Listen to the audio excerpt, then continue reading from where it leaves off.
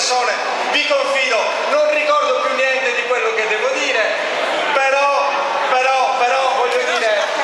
voglio dire grazie a tutti voi, grazie a voi che siete venuti qui a testimoniare la grande voglia di cambiamento che c'è a Nuoro e in questa provincia. La presenza di Matteo Salvini oggi è un momento importante. Negli ultimi 5 anni la sinistra che ha governato la Sardegna di noi si è dimenticata. Pigliaro e il PD di noi si sono dimenticati. Torneranno a febbraio con le loro promesse, con le promesse che non hanno mantenuto, li manderemo a casa. Matteo Salvini è venuto qui da noi per darci una mano, per mandare a casa Pigliaro, il PD e la sinistra.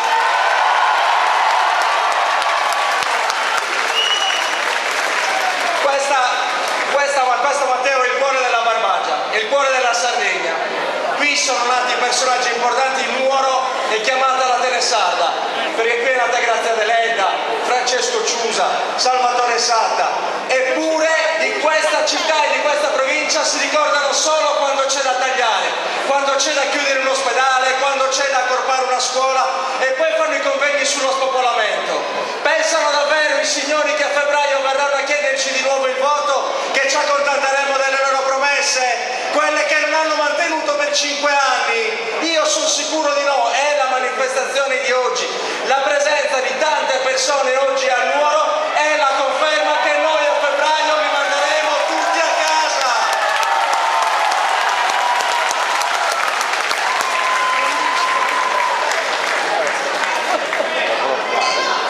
Io voglio ringraziare Matteo per essere venuto qua e lo faccio consegnando da parte di tutti noi un dono. Voglio darti a nome dei sardi, che siamo orgogliosi di averti qui. Questo è un bronzetto nuragico, questo è un capotribù.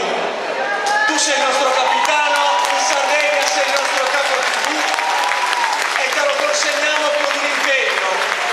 Matteo,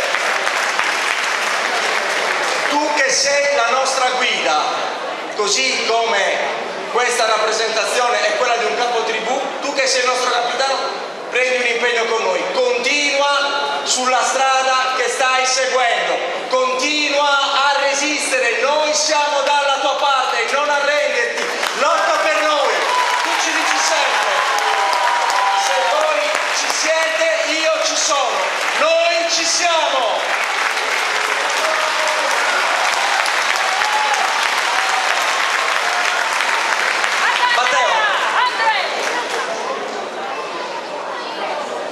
Grazie, veramente emozionante, non pensavo di trovare tanta gente così a Nuoro, quindi fatevelo da soli l'applauso perché veramente vi ripaga di...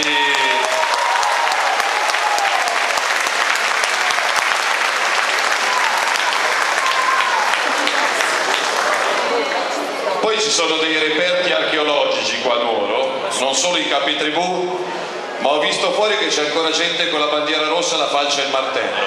Quindi... ci vuole un museo anche per i compagni, per gli ultimi residuati che pensano che il comunismo sia la soluzione. Dai, va bene, una risata li accompagnerà. Io vi dico grazie. Prima siamo stati a Olbia dove non c'era abbastanza spazio per contenere le centinaia di persone che c'erano in sala. Questo mi dice che ho una colpa a cui devo rimediare, che sono venuto troppo poco in Sardegna e quindi mi rivedrete spesso, questo è l'impegno e quindi ci rivedremo spesso. Ma io sentivo, noi non veniamo con bacchette magiche, attenzione, qua nessuno viene a salvare nessuno, Salvini non salva Nuoro, Salvini non salva la Sardegna la salvate voi, la Sardegna la salvano i sardi, non avete bisogno di qualcuno che venga da Milano a Roma a spiegarvi come rilanciare questa terra. Io semplicemente sarò uno strumento per ricostruire quelli che altri hanno distrutto a partire dal diritto alla salute. Com'è possibile risparmiare sulla sanità dei sardi? Se bisogna risparmiare, si può risparmiare sugli immigrati che prendono anche troppi quattrini da queste parti. Quindi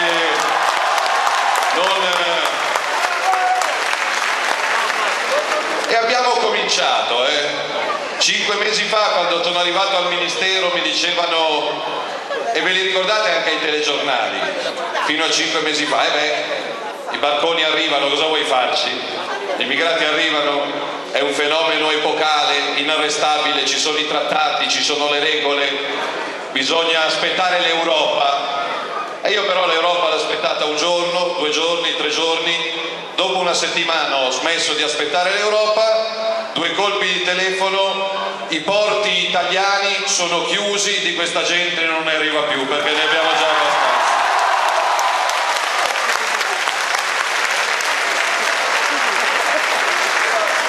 Volere è potere. Sì, mi hanno indagato, cioè non so quante inchieste, perché sono un sequestratore, perché sono razzista, perché sono egoista. Io penso che voi mi paghiate lo stipendio per difendere la sicurezza e i confini di questo paese, e io difendo la sicurezza e i confini di questo paese. E anche in Sardegna ne sono arrivati meno della metà dell'anno scorso, meno della metà, quasi 100.000 in meno rispetto all'anno scorso. C'è qualcuno a cui questo dispiace, perché io ricordo che c'è un assessore della giunta in carica di sinistra che diceva nelle sue interviste: la Sardegna si spopola, se la Barbagia si spopola, e se i sardi scappano per lavorare, che problema c'è? Noi, dicono a sinistra, ripopoliamo la Sardegna riempiendola di immigrati, che non è esattamente il futuro che ho in testa io. Io penso che noi abbiamo il dovere di accogliere donne e bambini che scappano dalla guerra, ma non so a Nuoro. Nel resto d'Italia io vedo un sacco di questi ragazzi che mangiano e campano alle spalle nostre, che sono più robusti di me, hanno il cappellino, il telefonino, le scarpe da tennis e non fanno un accidente dalla mattina alla sera. E spesso e volentieri la guerra ce la portano in casa nostra. E quindi stop. In questa... Signora, perché è incazzata? Cos'è successo, signora? Fuori i clandestini, signora. Sì, ha trovato quello giusto. Sì. Era l'altro Matteo che la pensava in maniera diversa. No. E peraltro nel decreto sicurezza che tanto fa protestare la sinistra e il PD è previsto, ad esempio, oltre alla lotta alla mafia, agli spacciatori di droga, poteri ai sindaci, telecamere, è previsto anche che i richiedenti asilo che commettono dei reati, che fino a ieri rimanevano qua, tu arrivi qua, fai domanda di asilo, io ti apro le porte di casa mia e oltretutto spacci, scippi, stupri o molesti, ti convoco il giorno dopo, ti piglio e ti rimando al tuo paese senza perdere neanche 10 minuti. Perché buoni sì, ma scemi no. A meno che gli urlatori di sinistra che sono fuori se ne adottino 3 a testa, se li mantengono, se li pigliano in casa, pagano loro. Vabbè, ma fa un casino lo stesso, ha ragione il signore. Alla signora diamo una delega alla sicurezza se vinciamo in regione.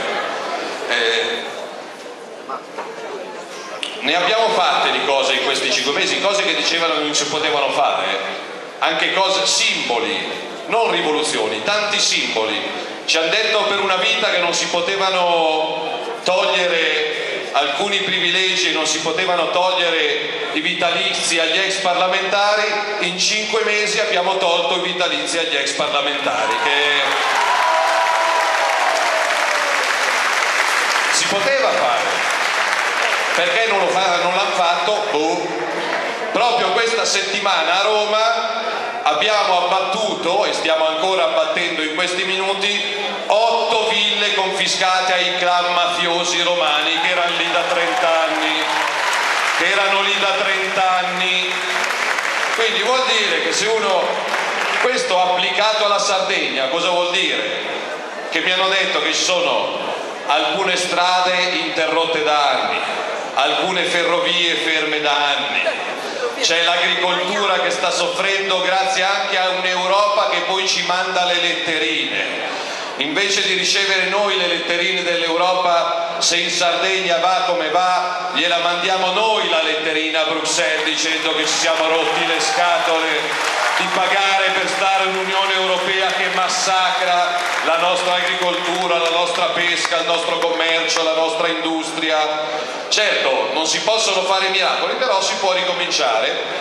Riaprendo qualche pronto soccorso che qualcuno ha chiuso, riaprendo qualche reparto ospedaliero che qualcuno ha chiuso, rispettando il diritto allo studio, perché un conto sono le grandi città, Milano e Roma, dove non si contano le scuole, un conto è chiudere una classe o una scuola in un paese della provincia di Nuoro, dove poi magari ti devi fare chilometri e chilometri. Occorre buon senso, perché l'Italia è bella perché è diversa, anche la Sardegna è bella perché è diversa, bisogna conoscere i territori, bisogna amare i territori, e quindi io dico che il futuro della Sardegna non è in mano mia, il futuro della Sardegna è in mano vostra, dovete essere voi a decidere se si vuole il cambiamento o no. Un giornalista mi ha chiesto: ma perché in Sardegna dovrebbero votare Lega?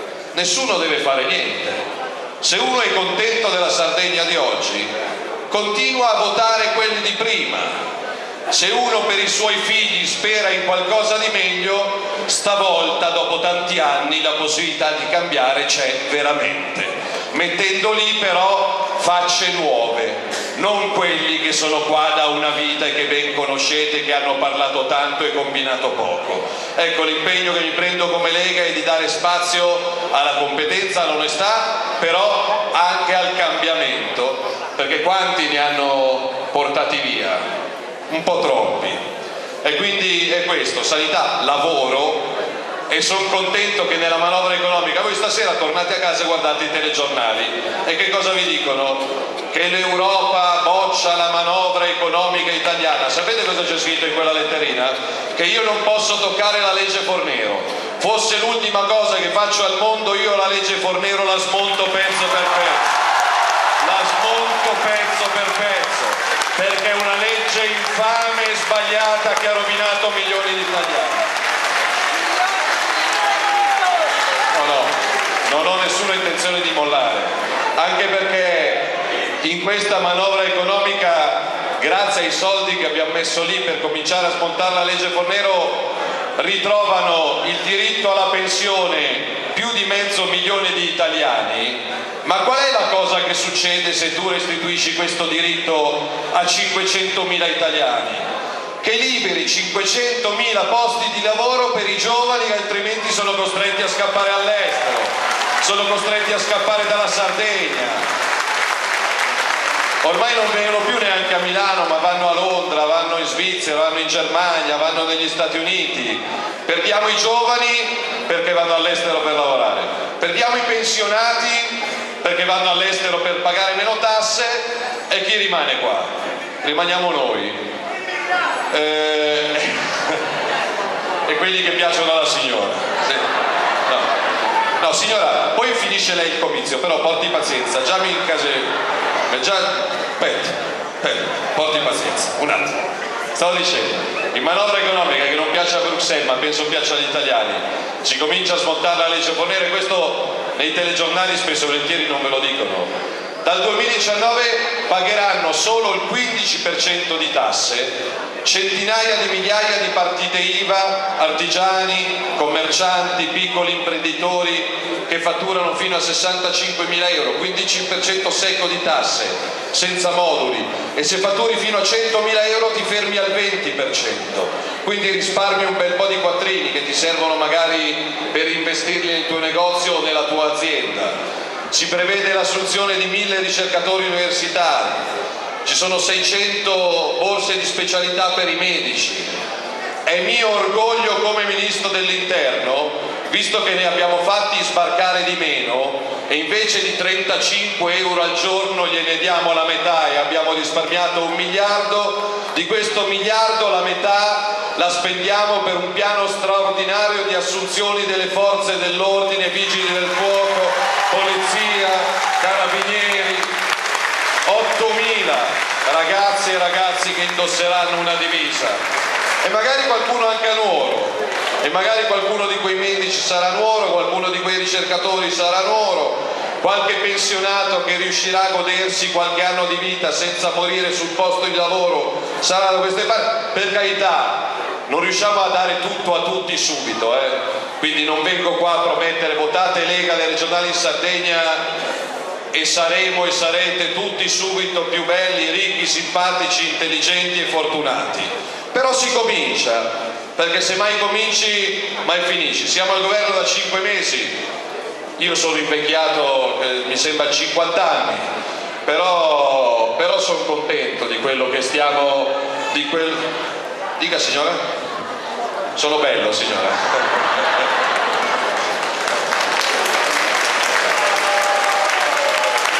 Non punto sulla bellezza per voi, mettiamola così, no?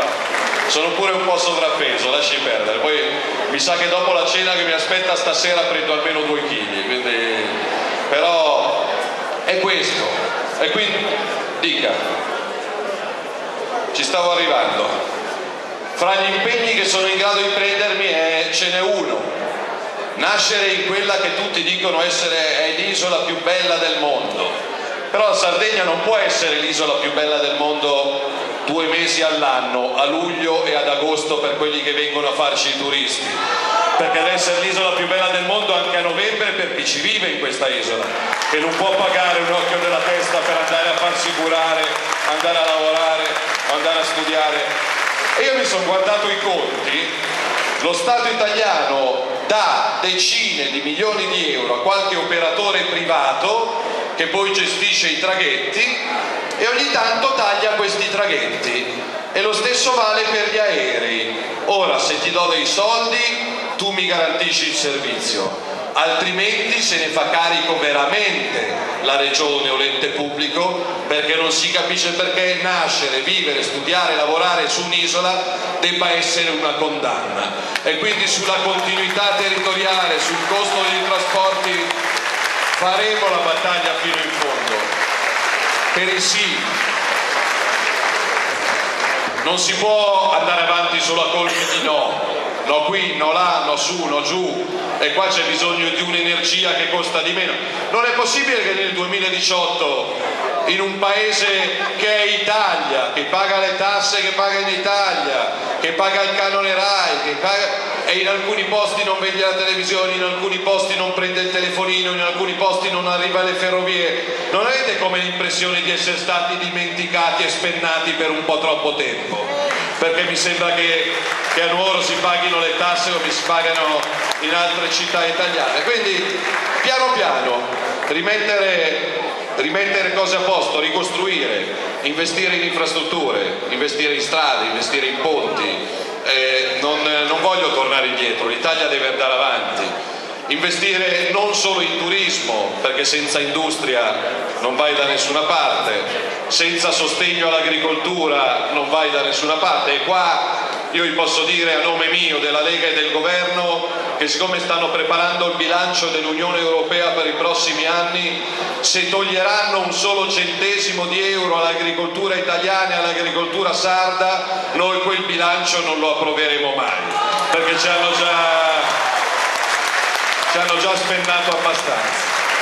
Poi non c'è niente di facile, però passo passo, dalla riforma della scuola, la riforma della giustizia, non ci possono essere processi civili o penali che vanno avanti 4, 5, 6, 7, 8 anni, e questo, lei 14 signora?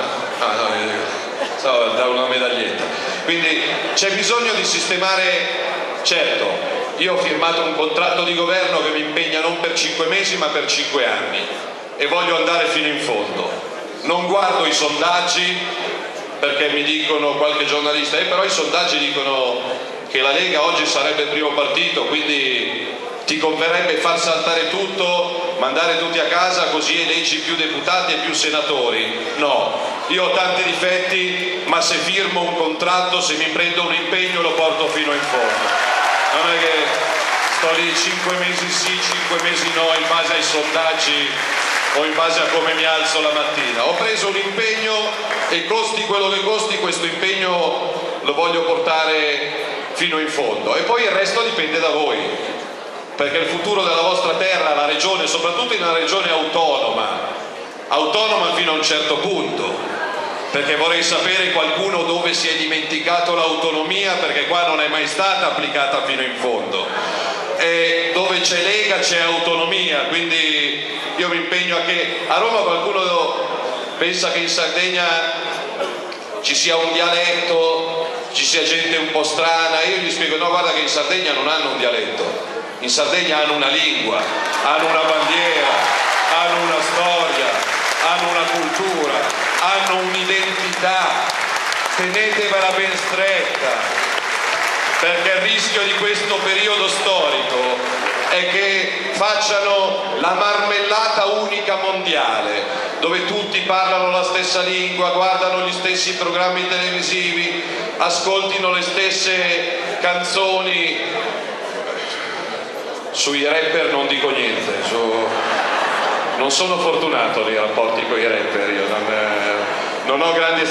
Quest'estate ho scoperto che gli avversari politici miei ormai non sono Renzi, la Boldrini, ma sono, Saviano, Palotelli, tutti Gad Lerner, ogni giorno ce n'è uno che dice, l'ultimo appunto è questo rapper sardo che ha detto Salmo, e chi lo conosceva? Io non lo conoscevo, perdonate, però sto tizio che ha detto: se qualcuno ha i miei dischi e vota Salvini deve distruggere i miei dischi.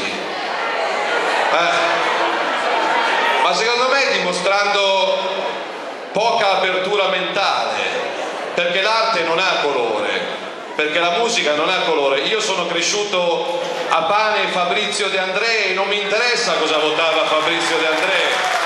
Un poeta è un poeta, un cantante è un cantante, un quadro è un quadro. E invece no, a sinistra sono tarati, perché se non la pensi come loro sei razzista, fascista, egoista, populista, sovranista, nazista, milanista, questo sì, tutto. Quindi, vabbè, no, non la cultura è di sinistra. Quelli che hanno fatto i milioni spesso e volentieri sono a sinistra, perché poi è pieno di poeti, di cantanti, di artisti e di scrittori che non sono di sinistra, però guarda caso non vanno in televisione, guarda caso non vengono pubblicati dalle grandi case editrici, perché poi sono a sinistra ma pubblicano con Mondadori e vendono nei centri commerciali, che sono così a sinistra. Però chi se ne frega, per me la cultura non ha colore. Se una canzone è bella è bella, e io le ho ascoltate, le canzoni di quel tipo non mi piacciono, però a prescindere, ho altri gusti musicali. Permettete anche due sorrisi, ma stamattina la giornata è cominciata presto a Roma in battaglia, e poi a Olbia, e poi qua, poi a Tortolì, poi domani mattina vado con orgoglio da ministro dell'interno a Villa Simius a consegnare alla comunità locale una villa confiscata alla mafia, che tornerà a disposizione dei cittadini e in quel caso dei carabinieri del posto. E vediamo chi si stufa prima. E lunedì a Roma, nel quartiere Romanina, che è una periferia fuori Roma, spero di avere l'onore di dare il primo colpo di ruspa, un'altra villa tolta ai Casamonica, che diventerà un giardinetto per i bambini del quartiere. E vediamo chi si stufa prima. E poi sarà la volta di Palermo, dove anche lì una villa fronte mare diventerà un centro per bambini autistici. E io giro l'Italia portandogli via anche le mutande a mafiosi, camorristi e dranghettisti, e restituendo agli italiani l'orgoglio di essere cittadini di un paese libero. Questo io chiedo all'Europa. All'Europa io chiedo rispetto, io non sono nato litigioso con nessuno. Ieri sera ero alla tele su Rete 4 dalla Palombelli e a un certo punto mi fa: ma lei è violento? Io non ho mai fatto a botte con nessuno, anche quando ero ragazzino, anche perché le avrei sicuramente prese, e quindi ho sempre evitato. No, io non sono, anzi, chi mette le mani addosso a una donna o a un bambino per me dovrebbe stare in galera e non uscire più per il resto dei suoi giorni, perché chi se la prende con i più deboli hai voglia di educarlo. Lo devi rieducare a suon di ceffoni, perché altre maniere io non le trovo per rieducarli. Però io sono orgoglioso che in questi mesi si sia data un'anima a un paese che l'anima l'aveva persa, e quindi io all'Europa chiedo semplicemente rispetto, perché ricordatevelo quando i giornali parlano dello spread, delle banche, della borsa, dei richiami, delle sanzioni dell'Unione Europea, voi ogni anno diamo 5 miliardi all'Europa che non tornano indietro.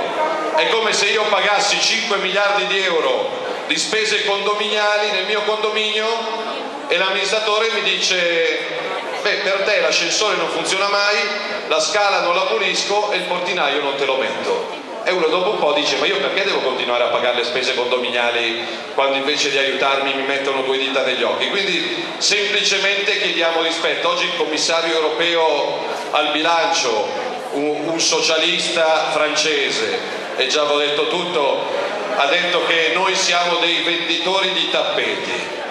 Porta rispetto e chiudi la bocca, visto che lo stipendio te lo pagano i sardi e te lo pagano gli italiani, e del venditore di tappeti lo vai a dire a qualcun altro, fra i tuoi amici e i tuoi parenti, non a un popolo che ha due palle così sotto.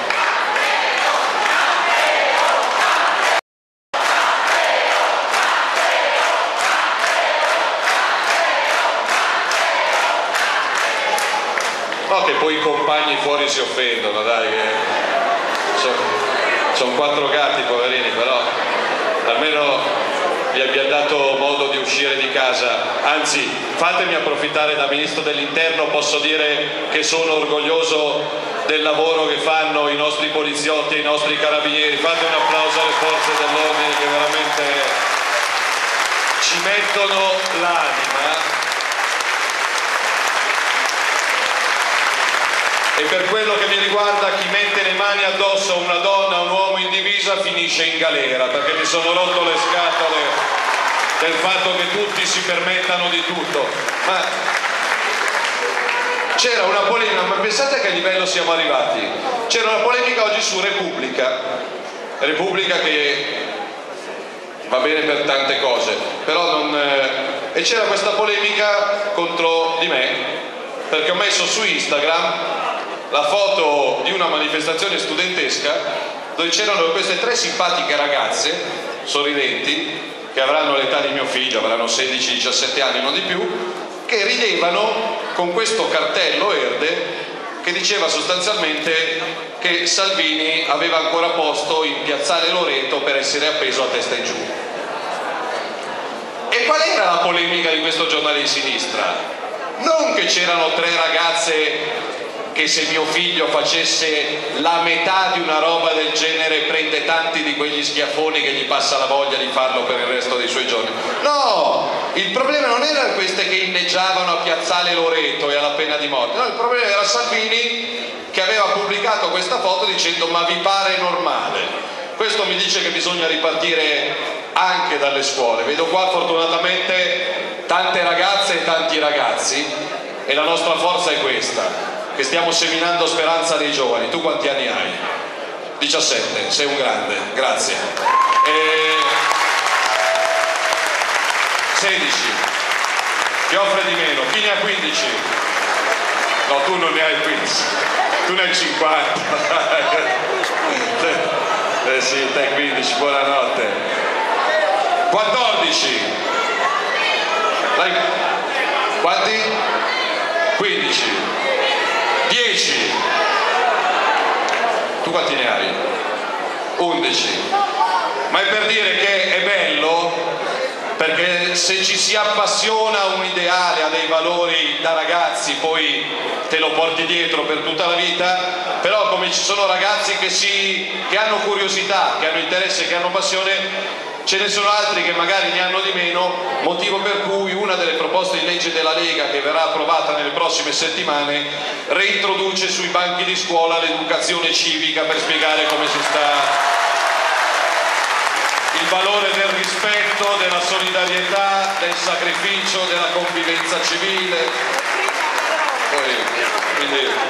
E se si riparte dalla scuola e anche dall'università, aprendo i concorsi anche ai docenti che non siano amici degli amici, figli dei parenti, dei cugini, dei cognati, degli amanti, ma riportando il merito anche sui banchi di scuola, ecco, avremo fatto, se solo riusciamo a fare la metà di questo sono un uomo felice. Poi ci sono altri impegni che ho ben chiara per i prossimi mesi di governo. Ricordo quello che riguarda le accise sulla benzina, perché ogni litro di gasolio se ne va per i 3/4 in tasse che arrivano nelle casse dello Stato italiano, e mi sembra ingeneroso e ingiusto nei confronti di chi lavora, però questo è un altro film. Avete 90 giorni, e la chiudo qua. Il destino della Sardegna, perché poi la Regione si occupa di scuole, di strade, di ospedali, di sostegno all'impresa, ai negozi, e quindi è qua che si decide il destino della Sardegna, passa da queste parti per i prossimi 90 giorni. Se avete voglia di provare un cambiamento che farebbe notizia in tutto il mondo, io sono a vostra disposizione, però non vengo né a imporre governatori né a imporre candidati. I candidati per la Sardegna, i governatori per la Sardegna se li scelgono i sardi, vengono scelti in Sardegna, non vengono scelti a Milano, a Roma, a Torino o da altre parti. Quindi se voi fate le vostre scelte, contate su di me. E per quello che riguarda gli sbarchi, rispetto all'anno scorso, li abbiamo dimezzati. Il mio obiettivo è arrivare a sbarchi zero, perché in Italia ne abbiamo anche troppi. Quindi contate su di me, io conto su di voi. Viva Nuoro, viva la Sardegna, viva la Lega, e grazie per questa splendida serata. Grazie veramente di cuore. E viva la Barbagia.